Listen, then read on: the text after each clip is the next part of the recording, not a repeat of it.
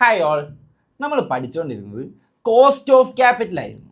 അതെ, സെക്ഷൻ ബിയിലെ ഏറ്റവും important topic cost of capital. അതിൽ തന്നെ നമ്മൾ പഠിച്ചു പല സോഴ്സിൽ നിന്ന് നമുക്ക് ക്യാപിറ്റൽ എടുക്കാം. വേണമെങ്കിൽ ഡെപ്റ്റ് ഫിനാൻസ് എടുക്കാം, അല്ലെങ്കിൽ ഇക്വിറ്റി ഫിനാൻസ് എടുക്കാം. സോ ഈ ഓരോ സോഴ്സ് ഓഫ് ക്യാപിറ്റലിനും അതിൻ്റേതായ കോസ്റ്റും വരുന്നുണ്ടാവും. സോ കോസ്റ്റ് ഓഫ് ഡെപ്റ്റ് ഫിനാൻസ് ആണ്. ബോണ്ട്, ഡിബഞ്ചർ ഒക്കെ ആണെങ്കിൽ എത്രമാത്രം കോസ്റ്റ് വരും എന്നുള്ള കാര്യം നമ്മൾ ഓൾറെഡി കവർ ചെയ്തിട്ടുണ്ട്. ഇനി നമുക്ക് നോക്കാനുള്ളത് ഇക്വിറ്റിയുടെ ഭാഗമാണ്. ഇക്വിറ്റി ഫിനാൻസ് എടുത്താൽ എത്രമാത്രം കോസ്റ്റ് വരും. സോ ആദ്യം നമ്മൾ ഇക്വിറ്റീനെ തന്നെ നമ്മൾ രണ്ടായിട്ട് തരംതിരിക്കുന്നുണ്ടായിരുന്നു. പ്രിഫേർഡ് സ്റ്റോക്ക് ആയിട്ടും കോമൺ ഇക്വിറ്റി ആയിട്ടും. പ്രിഫേർഡ് ഷെയർസ് എന്ന് പറയുമ്പോൾ നമ്മൾ പഠിച്ചു ഒരു ഹൈബ്രിഡ് മോഡലാണ്.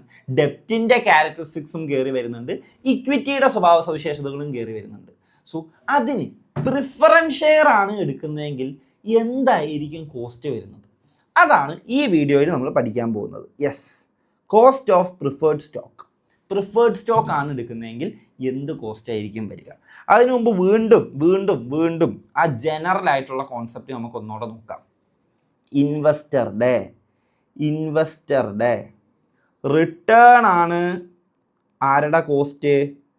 കമ്പനിയുടെ കോസ്റ്റ്. ഇൻവെസ്റ്ററുടെ റിട്ടേൺ ആണ് കമ്പനിയുടെ കോസ്റ്റ്. കോസ്റ്റ് ഓഫ് ഡെപ്റ്റ് നമുക്ക് ഒന്നും കൂടെ കൺസിഡർ ചെയ്യാം. കോസ്റ്റ് ഓഫ് ഡെപ്റ്റ് പഠിച്ചപ്പോൾ നമ്മൾ പറഞ്ഞു ഡെപ്റ്റ് ആണ് ഇഷ്യൂ ചെയ്യുന്നതെങ്കിൽ എന്തായിരിക്കും വരിക? ഇൻട്രസ്റ്റ് ആയിരിക്കും വരിക. ഇൻട്രസ്റ്റ് അല്ലേ റിട്ടേൺ ആയിട്ട് നമ്മൾ കൊടുക്കുക, ഇൻട്രസ്റ്റ് ആണ് റിട്ടേൺ ആയിട്ട് കൊടുക്കുക. സോ ഇൻട്രസ്റ്റ് ആണ് cost of capital. But interest എന്നുള്ളത് എന്താണ്? ഒരു ടാക്സ് സേവിങ് തരുന്ന എക്സ്പെൻസ് ആണ് അല്ലേ? PBIT വരും. PBITയിൽ നിന്ന് നമ്മൾ ഇൻട്രസ്റ്റ് ഡിഡക്റ്റ് ചെയ്യും. അത് കഴിഞ്ഞിട്ടുള്ള PBTയുടെ മുകളിലാണ് നമ്മൾ എന്ത് കൊടുക്കുന്നത്? ടാക്സ് കൊടുക്കുന്നത്. സോ ഇൻട്രസ്റ്റ് എന്നുള്ളത് ടാക്സബിൾ പ്രോഫിറ്റിനെ എന്ത് ചെയ്യുന്നുണ്ട്? ഡിഡക്റ്റ് ചെയ്യുന്നുണ്ട്. സോ അതുകൊണ്ട് തന്നെ ഇൻട്രസ്റ്റ് ഇൻറ്റു 1 - T കൂടെ നമ്മൾ ചെയ്യും. ഇങ്ങനെയാണ് നമ്മൾ കോസ്റ്റ് ഓഫ് ഡെപ്റ്റ് കാൽക്കുലേറ്റ് ചെയ്തിട്ടിരുന്നത്. ഇതുപോലെ തന്നെയാണ് എന്തും വരിക, കോസ്റ്റ് ഓഫ് പ്രിഫേർഡ് സ്റ്റോക്കും വരിക. എന്തായിരിക്കും ഇവിടെ? ഈ ഷെയർ മേടിച്ചു കഴിഞ്ഞാൽ കിട്ടുന്ന റിട്ടേൺ എന്താ? ഇൻട്രസ്റ്റ് ആണോ? ഇൻട്രസ്റ്റ് പലിശയാണോ ഷെയർ മേടിച്ചാൽ നമുക്ക് കിട്ടുന്ന റിട്ടേൺ? അല്ലെങ്കിൽ നമ്മൾ കൊടുക്കേണ്ടി വരുന്ന കോസ്റ്റ് എന്ന് പറയുന്നത്? അല്ല. യെസ്, നിങ്ങളുടെ വായിൽ വന്നത് തന്നെ അത് തന്നെ. ഡിവിഡൻഡ് ആണ് നമ്മൾ കൊടുക്കേണ്ടി വരുന്ന റിട്ടേൺ അല്ലേ? ഷെയർ ആണ് മേടിക്കുന്നതെങ്കിൽ നമ്മൾ ഇൻവെസ്റ്റേഴ്സിന് റിട്ടേൺ ആയിട്ട് ഡിവിഡൻഡ് കൊടുക്കും. ഡെപ്റ്റ് ആണ് ഇഷ്യൂ ചെയ്യുന്നതെങ്കിൽ നമ്മൾ റിട്ടേൺ ആയിട്ട് ഇൻട്രസ്റ്റ് കൊടുക്കും. ഈ ഒരു രീതിയിലാണ് വർക്ക് ചെയ്യുന്നുണ്ടാവുക. സോ പ്രിഫേർഡ് സ്റ്റോക്ക് എടുത്താൽ എന്തായിരിക്കും നമ്മുടെ കോസ്റ്റ് വരുന്നത്? ഡിവിഡൻഡ് ആയിരിക്കും. അസ്യൂം ഡിവിഡൻഡ് നിങ്ങൾ 100 ഡിവിഡൻഡ് പേ ചെയ്തു. 100 ഡിവിഡൻഡ് നിങ്ങൾ പേ ചെയ്തു. ഓക്കെ, അപ്പോൾ നമ്മുടെ കോസ്റ്റ് ആയിട്ട് 100 കോസ്റ്റ് വന്നു എന്ന് പറയാൻ പറ്റുമോടാ? 100 കോസ്റ്റ് വന്നു. അല്ലെങ്കിൽ 50 ഡിവിഡൻഡ് കൊടുത്താൽ 50 കോസ്റ്റ് വന്നു എന്ന് നമുക്ക് പറയാൻ പറ്റുമോ? ഇല്ല. നമുക്കത് എപ്പോഴും എന്ത് ടേംസിൽ വേണം? പേഴ്സൻറ്റേജ്, റിലേറ്റീവ് ടേംസ്, പേഴ്സൻറ്റേജിൽ വേണം. സോ നമ്മൾ എന്ത് ചെയ്യും? ഡിവൈഡഡ് ബൈ മാർക്കറ്റ് പ്രൈസ്, അല്ലെങ്കിൽ P0 എന്ന് പറയും. മാർക്കറ്റ് വാല്യൂയും കൂടെ നമ്മൾ എടുക്കും. അതായത് ഒരു 1000 രൂപ നമുക്ക് കിട്ടാൻ വേണ്ടിയിട്ടാണ് പ്രിഫേർഡ് ഷെയർ വഴി 1000 രൂപ നമുക്ക് കിട്ടാൻ വേണ്ടിയിട്ടാണ് 100 രൂപ ഡിവിഡൻഡ് നമ്മൾ പേ ചെയ്യുന്നത്. അതായത് 10% കോസ്റ്റ് ഓഫ് ക്യാപിറ്റൽ വരിക. സോ ഇതായിരിക്കും ഫോർമുല വരുന്നത്. Dividend divided by current market value. Formula വരുന്ന ഇങ്ങനെയാണ്. എന്താണ് റിട്ടേൺ കൊടുക്കേണ്ട വരിക എന്ന് നോക്കുക. റിട്ടേൺ കൊടുക്കേണ്ട വരിക എന്താ? ഡിവിഡൻഡ് ആണ് റിട്ടേൺ കൊടുക്കേണ്ട വരിക. ബട്ട് എന്തിൻ്റെ പുറത്താണ് കൊടുക്കുന്നത്? Market value. പൈസ കിട്ടാൻ വേണ്ടിയിട്ടാണല്ലോ ഡിവിഡൻഡ് കൊടുക്കുന്നത്. സോ പെർസെൻറ്റേജ് ആക്കാൻ വേണ്ടി ഡിവൈഡഡ് ബൈ മാർക്കറ്റ് വാല്യൂയും കൂടെ ചെയ്യുക. ഇതാണ് ഇതിൻ്റെ ഒരു ബേസിക് കോൺസെപ്റ്റ്. ഇനി നമുക്ക് ജസ്റ്റ് വായിച്ചു വിടാം. വാ, കോസ്റ്റ് ഓഫ് ഇക്വിറ്റി എന്ന് പറഞ്ഞു കഴിഞ്ഞാൽ കണ്ടോ, റിട്ടേൺ റിക്വയർഡ് ബൈ ഇൻവെസ്റ്റേഴ്സ് ആഗ്രഹിക്കുന്ന റിട്ടേണിനെയാണ് കോസ്റ്റ് ഓഫ് ഇക്വിറ്റി എന്ന് പറയുന്നത്. Simple logic. ഇൻവെസ്റ്ററുടെ റിട്ടേൺ ആണ് കമ്പനിയുടെ കോസ്റ്റ്. ഓക്കെ, പ്രിഫേർഡ് സ്റ്റോക്കിലേക്ക് വരുമ്പോൾ, ഇക്വിറ്റിയിൽ തന്നെ പ്രിഫേർഡ് സ്റ്റോക്കിലേക്ക് വരുമ്പോൾ ഡിവിഡൻഡ് ആയിരിക്കും എന്ത് ഇൻവെസ്റ്റേഴ്സ് എക്സ്പെക്റ്റ് ചെയ്യുക. സോ ഡിവിഡൻഡ് ആണ് നമുക്ക് എന്തായിട്ട് വരിക? കോസ്റ്റ് ആയിട്ട് വരുന്നുണ്ടാവുക. നമ്മൾ പേ ചെയ്യേണ്ടി വരുന്ന ഡിവിഡൻഡ്. ആൻഡ് അതെങ്ങനെയാണ്? ടാക്സ് അഡ്ജസ്റ്റ്മെൻ്റ് ഒന്നുമില്ല. ഡിവിഡൻഡ് ഇൻറ്റു 1 - T ഇങ്ങനെ ഒന്നും ഇല്ല. കാരണം എന്താടാ? ടാക്സ് ഒക്കെ കൊടുത്ത് കഴിഞ്ഞിട്ട് നമ്മൾ ഈ ഒരു ഫോർമാറ്റിട്ട് വീണ്ടും വരാം. എവിടെ? PBIT, അതിൽ നിന്ന് ഇൻട്രസ്റ്റ് പേ ചെയ്തു, അത് കഴിഞ്ഞിട്ടുള്ള PBTയിൽ നിന്ന് ടാക്സും പേ ചെയ്തു, അത് കഴിഞ്ഞിട്ടുള്ള ഏണിങ്സ് ഉണ്ട്, അത് കഴിഞ്ഞിട്ടുള്ള ഏണിങ്സിൽ നിന്നാണ് നമ്മൾ എന്ത് പേ ചെയ്യുന്നത്, ഡിവിഡൻഡ് പേ ചെയ്യുന്നത്. സോ ടാക്സ് സേവിങ്സ് ഒന്നും കിട്ടില്ല. ടാക്സ് ഒക്കെ കൊടുത്തു കഴിഞ്ഞിട്ടുള്ള പ്രോഫിറ്റിൽ നിന്നാണ് ഡിവിഡൻഡ് കിട്ടുന്നത്. അതാണ് ഇവർ എടുത്ത് പറഞ്ഞേക്കുന്നത്. No tax adjustment, dividends are not tax deductible. Interest പോലെ ടാക്സ് സേവിങ്സ് ഒന്നും കിട്ടില്ല. സോ ഈ പറഞ്ഞ കാര്യങ്ങൾ മൂന്നും ക്ലിയർ അല്ലേ? റിട്ടേൺ എന്ന് പറയുന്നത് ഡിവിഡൻഡ് ആയിരിക്കും, അതിന് എന്തുണ്ടാവില്ല, ടാക്സ് സേവിങ്സ് ഉണ്ടാവില്ല. ഓക്കെ, നമുക്ക് അടുത്തതിലേക്ക് പോവാം. പക്ക കാൽക്കുലേഷൻ പാർട്ടിലേക്ക് പോവാം. ഓക്കെ, നോക്കിയടാ, ഇതാണ് ഫോർമുല. നമ്മൾ ഓൾറെഡി ഡിസ്കസ് ചെയ്ത് വെച്ചിരുന്ന formula. Cost of preferred stock എന്ന് പറഞ്ഞാൽ D divided by PM. D എന്ന് പറഞ്ഞാൽ കണ്ടോ, ആനുവൽ ഡിവിഡൻഡ് പെർ ഷെയർ ആണ്. ഫിക്സഡ് ആയിരിക്കും. പ്രിഫറൻസ് ഷെയർ ഒക്കെ എഴുതുന്ന കണ്ടിട്ടില്ല, അത് ഇങ്ങനെ എഴുതുന്ന തന്നെ ഇങ്ങനെ ആയിരിക്കും. 8% $90 പ്രിഫറൻസ് ഷെയർസ്, ഇങ്ങനെ ആയിരിക്കും പറയുക.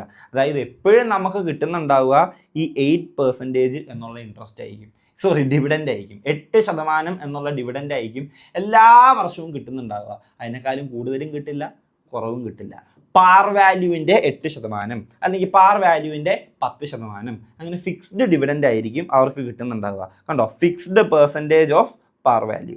പിന്നെ പറയുന്നു PM എന്ന് പറഞ്ഞാൽ കറണ്ട് മാർക്കറ്റ് പ്രൈസ്, ഇപ്പോഴത്തെ P0 എന്നും നമുക്ക് പറയാം. കറണ്ട് മാർക്കറ്റ് പ്രൈസ് ഇപ്പം 100 നമ്മൾ ഇഷ്യൂ ചെയ്തതായിരിക്കും, ഇപ്പം അതിൻ്റെ കറണ്ട് മാർക്കറ്റ് വാല്യൂ ചിലപ്പോൾ 90 ആയിരിക്കും. സോ ആ 90 ഇപ്പോഴത്തെ പ്രസൻറ്റ് മാർക്കറ്റ് വാല്യൂ വേണം നമ്മൾ കൺസിഡർ ചെയ്യാൻ വേണ്ടിയിട്ട്. പിന്നെ പറയുന്നു ഡിവിഡൻഡ് ഫിക്സ്ഡ് ആയിരിക്കും. നേരത്തെ പറഞ്ഞ പോലെ തന്നെ ഡിവിഡൻഡ് ഫിക്സ്ഡ് ആയിരിക്കും. അതുകൊണ്ട് ന്യൂമറേറ്റർ ഈ D എന്നുള്ളത് എപ്പോഴും എന്താ, കോൺസ്റ്റൻ്റ് ആയിട്ട് അവിടെ നിൽക്കും. മാർക്കറ്റ് പ്രൈസ് ചേഞ്ച് ചെയ്തുകൊണ്ടേയിരിക്കും, അതുകൊണ്ടാണ് കോസ്റ്റ് വേരി ആവുന്നത്. മാർക്കറ്റ് പ്രൈസ് കൂടുന്നതിനും കുറയുന്നതിനും അനുസരിച്ചാണ് പ്രിഫറൻസ് ഷെയർസിൻ്റെ എന്ത് കൂടുന്നത്, കോസ്റ്റ് കൂടുകയും കുറയുകയും ചെയ്യുന്നത്.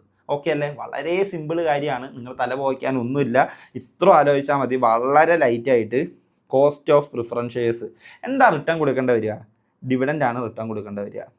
എന്തിനു വേണ്ടിയായി ഡിവിഡൻഡ് കൊടുക്കുന്നത്, ആ പ്രസൻറ്റ് വാല്യൂ സോറിടാ ഓക്കെ എൻ്റെ കൈ ഒന്ന് തട്ടിയതാ. എന്താണ്, പ്രസൻറ്റ് വാല്യൂവിന് വേണ്ടിയിട്ട്. അതുകൊണ്ട് നമ്മൾ P0 അഥവാ market price, current market price എന്ന് നമ്മൾ എഴുതി. ഓക്കെ, ഇനി ഒരു എക്സാമ്പിൾ ക്വസ്റ്റ്യൻ നമുക്ക് നോക്കാം. വളരെ സിമ്പിളായിട്ടുള്ള ക്വസ്റ്റ്യൻ ആണ്. നോക്കിക്കാരാ, പാർ വാല്യൂ എന്ന് പറയുന്നത് 100 ആണ്, പാർ വാല്യൂ എന്നുള്ളത് 100 ആണ്. ഡിവിഡൻഡ് കൊടുക്കേണ്ടി വരിക 5% ആണ്. അപ്പോൾ ഡിവിഡൻഡ് എത്രയാണെന്ന് നമുക്ക് കിട്ടി, ഡിവിഡൻഡ് എന്ന് പറയുന്നത് 5% ഓഫ് $100, ദാറ്റ് ഈസ് $5 ഡിവിഡൻഡ് നമുക്ക് കിട്ടി. ഇനി വേണ്ട മാർക്കറ്റ് പ്രൈസ് ആണ്, അതും ക്വസ്റ്റ്യനിൽ തന്നിട്ടുണ്ടാവും. പാർ വാല്യൂ 100 ആണ്, ബട്ട് ഇപ്പോൾ ഇത് മാർക്കറ്റിൽ ഓടിക്കൊണ്ടിരിക്കുന്നത്, ഇപ്പോഴത്തെ അതിൻ്റെ കറണ്ട് മാർക്കറ്റ് വാല്യൂ എന്ന് പറയുന്നത് $98 ഉള്ളൂ, $98.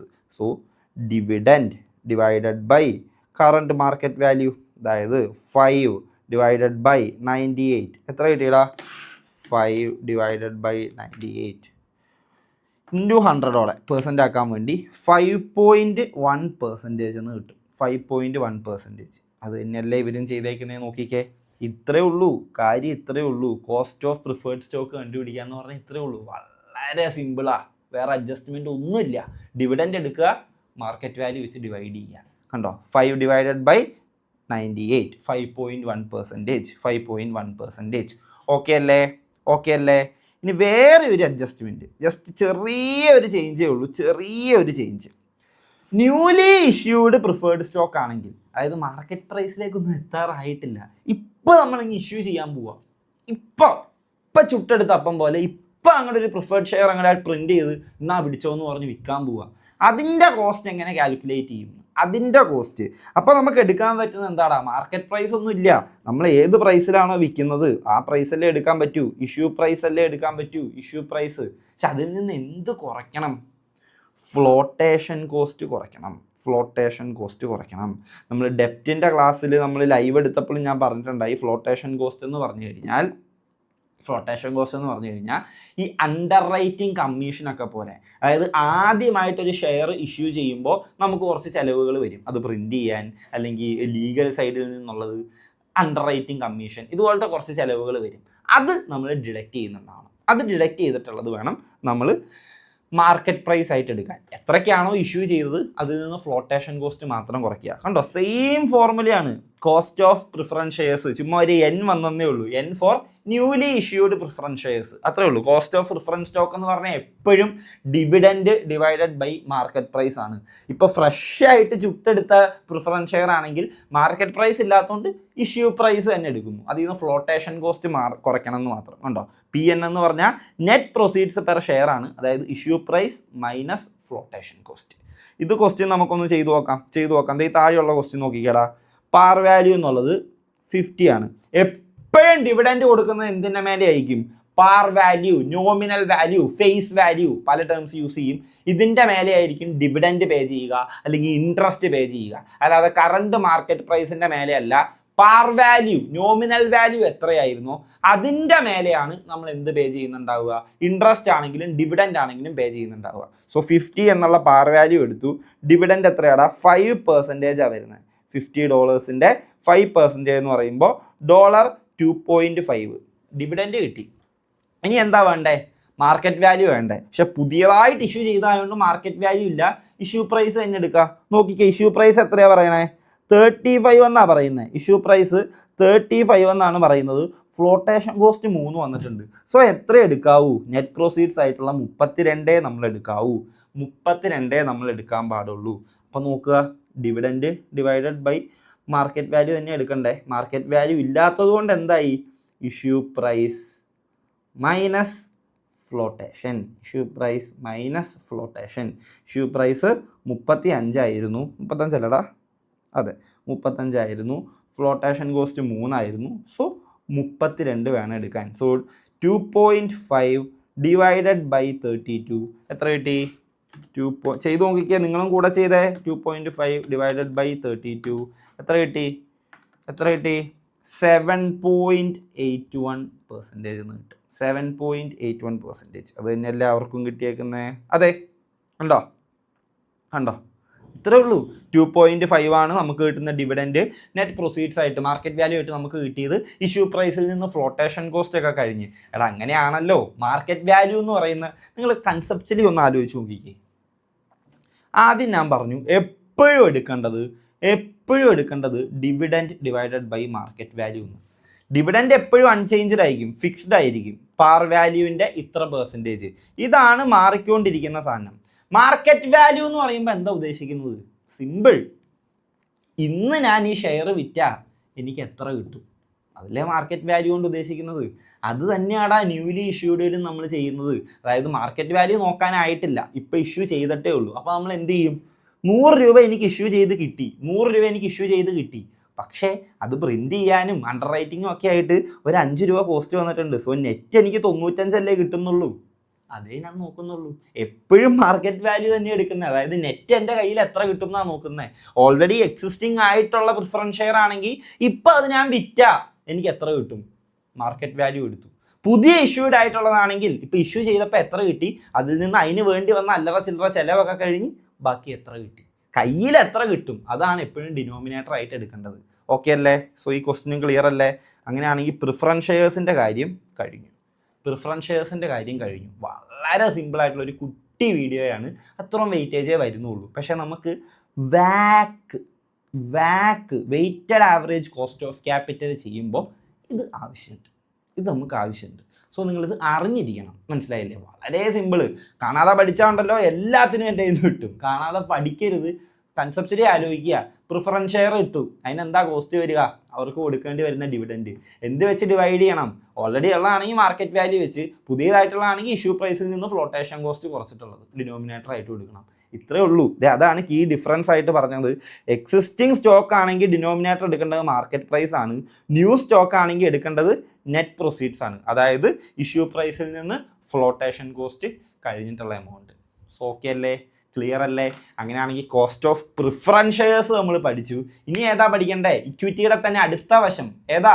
Yes cost of common stock അല്ലെങ്കിൽ സാധാ ഓർഡിനറി ഷെയർസിന് എന്താണ് കോസ്റ്റ് വരിക, അത് നമുക്ക് നോക്കാം. അങ്ങനെയാണെങ്കിൽ ബ്രേക്ക് എടുക്കാതെ തന്നെ അടുത്ത വീഡിയോയിലേക്ക് വിട്ടു.